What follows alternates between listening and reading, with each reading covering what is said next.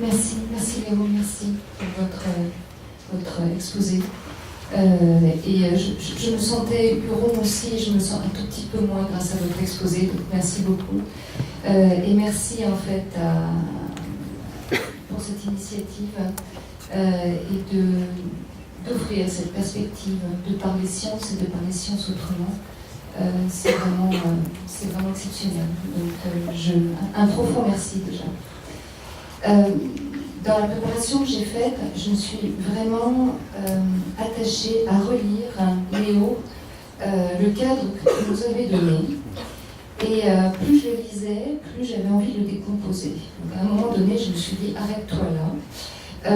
Et j'ai cherché finalement peut-être à reprendre dans la première phrase ce qui m'a étonnée pour pouvoir après poursuivre avec vous l'ensemble de la proposition qu'avait faite Léo et qui s'inscrit dans finalement l'espace que vous proposez, et de dire ce qui en tant que scientifique, et je me positionne en tant que scientifique, en tant que biologiste et généticienne, en tant que gestionnaire de la science ou des sciences, ce qui dans ma pratique finalement m'a interpellée à la lecture du cadre que tu nous as donné. Alors ça commence à la toute première phrase, qui est, je cite Léo, « Toutes nos préoccupations bioéthiques impliquent directement ou indirectement l'évolution des sciences et techniques. » Je me suis dit, mais cette phrase, est-ce que c'est un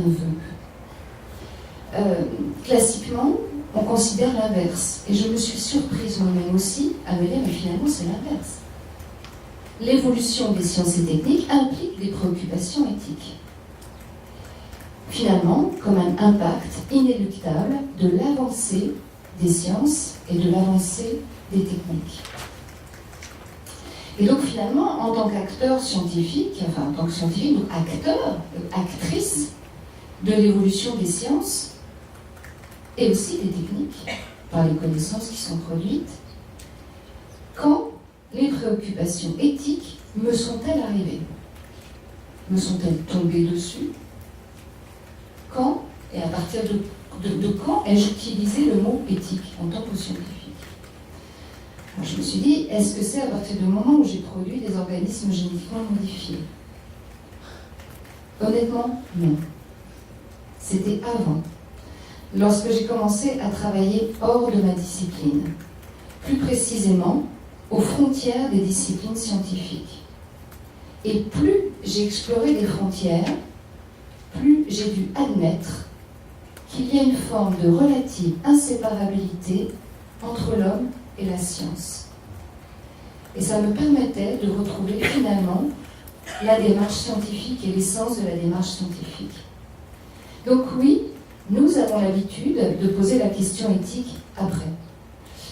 Une fois la proposition scientifique ou technique advenue, pour remettre quelque chose de l'homme dans les effets de la science et de la technique.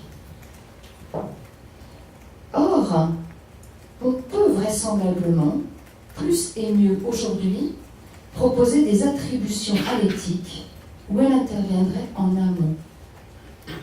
On a les moyens de le faire. C'est ce qui peut théoriquement se passer dans les comités d'évaluation éthique. C'est la manière dont, si on regarde la théorie de constitution des comités d'évaluation éthique d'expérimentation animale, finalement, si on regarde dans les fondamentaux, les personnes qu'on met autour de la table pour pouvoir évaluer un certain nombre de protocoles, eh bien, on peut se dire, puisque c'est une évaluation du protocole avant qu'il advienne, théoriquement, l'éthique est posée avant que la proposition advienne. Ça, c'est théorique. Mais ce que je veux dire, c'est que cela peut peut-être pratiquement se passer avec le développement des sciences interdisciplinaires. Et ça, en fait, c'est une proposition qui va bien avec la proposition que vous faites. Mais pour pouvoir faire ça, ça suppose un retour vers les organisations scientifiques, vers les organisations techniques, vers l'impact, et vers le fait d'avoir une forme de reconnaissance des valeurs produites. Et donc, effectivement, de nouvelles propositions épistémologiques. Et finalement, j'avais envie d'en revenir aux hommes, parce que ceux qui font la science et ceux qui font la technique, ce sont aussi des femmes et des hommes. Et d'avoir en fait un travail finalement de modélisation des postures, de regarder quelle est la posture du scientifique et admise du scientifique, et de se dire finalement, si on met l'éthique en amont, quelle forme de transformation, avec un modèle, quelle forme de transformation cela peut permettre d'opérer quant aux postures ou quant à la reconnaissance de postures de scientifiques. Et donc, si on prend les postures de scientifiques classiques, qui sont le doute, l'excellence et la suffisance, une forme de suffisance, une forme de créativité qui peut être assez individuelle, et un travail autour de la mesure. Donc, si on prend ça, et qu'on multiplie par ce qui fait les valeurs éthiques, et que tu as rappelé, Léo, donc la valeur de justice, la valeur d'autonomie et d'équité. Donc dans un petit modèle, vous appliquez ça, et vous essayez de voir ce qui se passe. Et donc, on peut s'apercevoir que, alors, on peut ouvrir un chemin qui part du doute et qui va à la confiance. Il y a aussi un chemin, avec toutes les variations, avec toutes les nuances que ça peut avoir. Il y a aussi un chemin qui part de l'excellence et de la suffisance vers de la générosité et de la solidarité. Sans mettre une valeur plus positive ou plus négative, vous voyez bien, d'un côté ou de l'autre. Il y a un chemin, et il y a un chemin qui s'étoffe et qui s'ouvre. Et puis, pour la question de l'individualisme et de la mesure, eh bien, cela ouvre sur des formes dynamiques et sur du pluralisme. Et c'est ça qui est intéressant. C'est qu'en fait, dans tout ce chemin-là, et quand on reprend, en fait, on les multiplie par les valeurs éthiques, on voit une ouverture, une capacité à repérer des diversités de postures qui restent tout autant scientifiques et qui peuvent être relativement intéressantes pour positionner l'éthique en avant. Alors, ce n'est pas des points de vue utopiques, ni positivistes, ni des bonnes résolutions, c'est simplement des transformations qu'on peut aussi observer dans des projets interdisciplinaires. Si vous regardez les projets interdisciplinaires, si vous écoutez ce qu'ont dit les scientifiques qui participent, si vous repérez en fait les éléments qu'ils redonnent de manière assez intéressante et qui font écho dans les différents projets interdisciplinaires que j'ai pu observer, eh bien, ce sont des conditions, cette condition de confiance, cette condition de pluralisme, cette condition de générosité et de solidarité, ce sont des conditions assez sine qua non d'efficacité de programmes interdisciplinaires profonds. Donc, pour en revenir à la proposition de Léo, qui était la première phrase qu'il nous avait donnée, j'ai envie de retenir que l'éthique, en amont des problématiques de recherche, telles que tu le proposes, permet de considérer une forme de relative inséparabilité de l'homme et de la science et de mettre un peu de ce qu'il manque, parfois, au processus interdisciplinaire pour être un tout petit peu plus profond. Et en ce sens, je rejoins la philosophe Anne-Françoise Schmid, avec laquelle nous avons beaucoup travaillé, et qui nous dit que l'éthique est une science générique des frontières. Et ça, c'est un point de départ plutôt intéressant pour aller vers le projet qui est proposé. Et donc, j'en arrive à mon second temps. Et cette relative inversion que je propose, est-ce que c'est de l'ordre éthique ou bioéthique? Parce que vous parlez de bioéthique, je parle d'éthique et je me suis posé la question de la différence. Et le texte que tu nous as fourni, Léo, nous dit qu'avec l'évolution des sciences et techniques, la bioéthique pourrait être confondue avec une éthique des sciences et techniques du vivant. Donc là, il a fallu que je me pose un peu pour me dire de quoi je parle moi. Est-ce que je parle d'une technique des sciences, et en particulier d'une éthique des sciences et techniques du vivant, puisque fondamentalement, initialement, je suis biologiste, donc est-ce que je ne sais parler que de ça? Ou est-ce que, effectivement, je considère la bioéthique?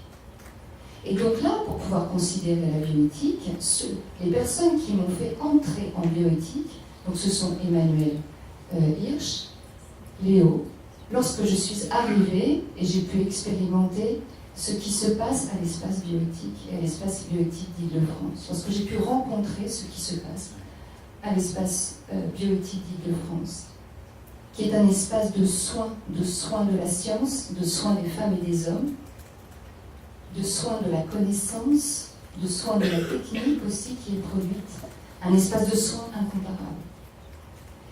Et donc évidemment, j'avais ça en tête et je me suis dit, mais si je les confonds, quel risque il y a? J'ai pas envie de confondre, ces espaces-là sont trop importants. Et donc, c'est quoi le risque de ne pas avoir cette vigilance et de confondre bioéthique et éthique des sciences? Je ne réponds pas à tout, hein, c'est vrai. Ça devenait complexe. Et donc, en fait, si on reprend toutes les définitions et le travail qui a été fait en atelier, auquel vous m'aviez convié pour pouvoir travailler justement la révision de la loi de bioéthique, la référence qui était sur la bioéthique, et la bioéthique plutôt façon européenne, était celle de Gilbert Ottois, qui disait que c'était ni une science, ni une discipline, et que c'était des démarches intellectuelles et pratiques mobilisées autour de la technoscience. Moi, personnellement, je me méfie toujours des termes composés. Parce que ça fait fondre les pratiques. On ne voit plus les hommes, les femmes qu'il y a derrière. Et peut-être que les hommes et les femmes qui font la science et la technique. Donc je préfère retenir et me dire que ce sont des démarches intellectuelles et pratiques mobilisées lorsque le dispositif de production de connaissances et les objets produits sont trop distants et isolés du contexte social ou du contexte des autres hommes. Ou ce sont des hommes qui les produisent. Et donc, cet périmètre ou ce paysage de la bioéthique est sans doute particulier, peut-être comme vous allez l'utiliser, les anglo-saxons ou ailleurs, ce paysage-là ne leur conviendrait pas vraiment. Mais ce que je préfère retenir là-dedans, c'est l'idée de démarche et de pratique. Et ce que je préfère retenir de la bioéthique, c'est cette notion d'espace. Cet espace de réflexion, de connaissance, de débat. Mais qui dit espace normé et entretenu. Et donc, si j'en reviens à la question, pour ne pas confondre la bioéthique avec une éthique des sciences et techniques du vivant, qui ne serait réservée qu'à des spécialistes, eh bien la bioéthique ouvre pour moi un espace normé, possible, qui répond aux valeurs de l'éthique, donc justice, autonomie, équité. Et alors, la question devient, que faut-il pour multiplier ces espaces? De quoi a-t-on besoin pour multiplier les espaces? Et si le constat est vraiment que les mutations technoscientifiques interrogent la possibilité d'une bioéthique, ce que je remettrai quand même, enfin, chaque mot j'aurais envie de les réinterpeller. Je m'interroge sur mutation et technosciences. Mais si l'hypothèse est que la possibilité d'une bioéthique est menacée par le rythme des propositions techniques et leur omniprésence dans notre vie, alors ma question devient, que nous faut-il en termes de décision politique, individuelle, d'engagement et de partage de responsabilités pour multiplier ces lieux ou pour aussi reconnaître l'existence de ces lieux. Donc il nous faut de la décision, de la reconnaissance, de l'audace pour anticiper et aussi oser de la généricité, puisque ces lieux sont tous uniques et on n'ose pas la généricité. Et là, je trouve que nous nous retrouvons finalement, au contraire, plutôt bien nantis, puisque nous sommes bardés de connaissances et d'intentions interdisciplinaires, on les voit fleurir de plus en plus partout, puisque les fortes évolutions du champ scientifique pourraient aussi être favorables s'ils nous permettent de mieux savoir cette forme d'inséparabilité de l'homme et de la science. Et l'intensité des développements techniques, c'est des choses que vous avez soulevées, eh bien, pourrait aussi être favorable à cette forme de multiplication des lieux, qui pourrait être ou physique ou virtuelle, et où on oserait débattre avant que cela n'advienne. j'aurais d'autres éléments à partager sur la suite de ce que tu nous as proposé, mais peut-être que mon temps est écoulé, j'ai rien suivi, et peut-être faut-il laisser place plutôt à l'échange.